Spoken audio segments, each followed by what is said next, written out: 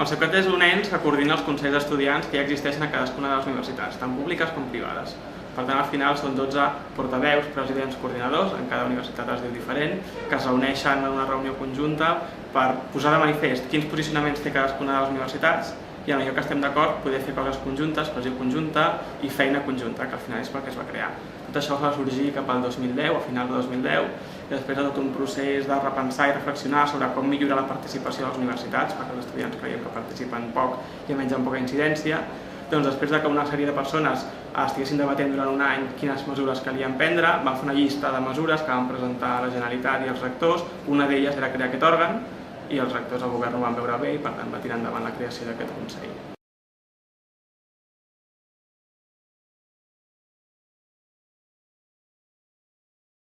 Jo estic molt satisfet de la creació del Ceucat i més de la feina que ha fet durant aquest any, no podria ser d'altra manera que haig de defensar la institució. Però en tot cas, i amb la broma aquesta a part, el que sí que haig de dir és que per una banda ens ha facilitat molt la coordinació entre consells d'estudiants i sempre explico la mateixa anècdota i és que el Consell d'Estudiants de la UPC precisament abans que es creés el Ceucat va intentar en reiterades ocasions muntar una reunió dels consells d'estudiants conjunta per veure si pensàvem igual o no i podíem fer coses conjuntes. Van fracassar els dos intents per diversos motius, va ser crear el Ceucat i a partir de llavors la comunicació és molt fluida, hi ha reunions constants, ens truquem per telèfon i per tant, pel simple fet simbòlic de crear l'òrgan ha facilitat molt la comunicació, però això és una part entre nosaltres i després ha facilitat molt també la comunicació amb la Generalitat, perquè ha establert un interlocutor clar entre els estudiants i els òrgans de l'administració, també amb els rectors, i això ens ha permès establir diàlegs molt més concrets, atacar la redacció de convocatòries de beques o d'alguns decrets i per tant incidir que ens deixen, com a mínim poder dir la nostra opinió en tot, això és veritat, i en alguns casos, com amb les beques Equitat o Excel·lència, tenir més incidència fins i tot en la redacció de la convocatòria final d'aquestes beques.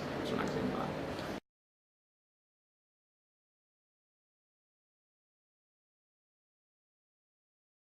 Evidentment, no diré mai que estem al màxim de comunicació i sempre es pot millorar. I no només es pot millorar en termes de comunicació, que crec que és prou fluida, sinó que es pot millorar en termes de participar en la redacció dels documents i tenir en compte les observacions o les consideracions dels estudiants. Segurament el que es pot millorar a partir d'ara és que es tinguin més en compte les visions dels estudiants, perquè la visió de diàleg el tenim bastant fluid i la setmana que ve, suposo, o l'altra ens reunirem amb el secretari i ens reunem periòdicament o ens truquem per telèfon i per tant la comunicació, el diàleg, de moment és fàcil i fluid. Falta veure que els arguments que exposen uns i els altres es puguin posar d'acord o que tinguem incidència en els documents. Potser aquesta és la part que falta millorar més. No només amb la Generalitat i el Ceucat, sinó dins les universitats amb els rectors i a Madrid amb el ministre, això tots els nivells de participació.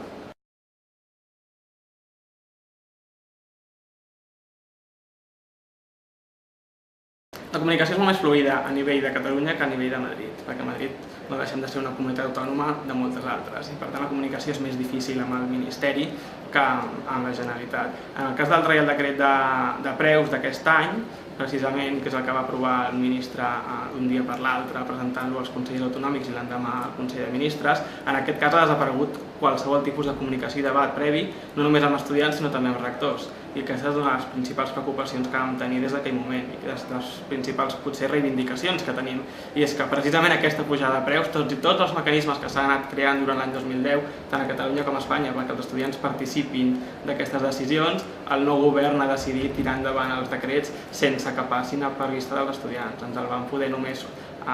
dialogar i parlar sobre aquest Reial Decret el dimarts següent a l'aprovació del Reial Decret, per tant a posteriori. A Madrid ha deixat de funcionar aquest mecanisme, diuen ells que per urgència, veurem si a partir d'ara tindran més en compte el diàleg amb els estudiants, però ja dic que en aquest cas del Reial Decret 14/2012 no ha funcionat el diàleg amb el govern central. Sí, en canvi, amb el govern de Catalunya, que sí que ens truquem i ens parlem i ens hem reunit alguna vegada parlant de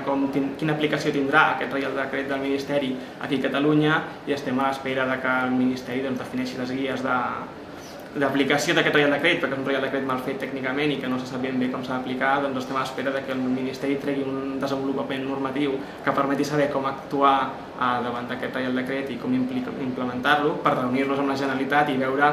donat el marc del Ministeri, com s'aplica a la Generalitat. Però això és una reunió que encara no hem pogut tenir, ja dic, perquè el Ministeri no ha sabut encara establir aquestes guies, per exemple, de com es calcula el cost de les carreres, que és la base d'aquest nou Reial Decret.